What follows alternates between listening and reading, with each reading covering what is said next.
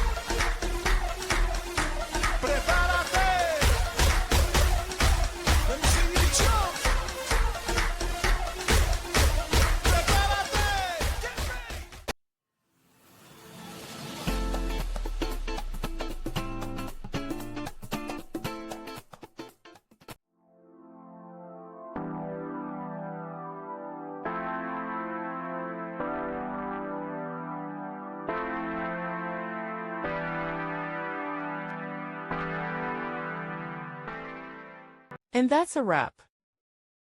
I hope you found the answer you were looking for. If you did, take a second to hit that subscribe button. It really helps out. And let me know in the comments which solution worked best for you. See you next time in the debug zone.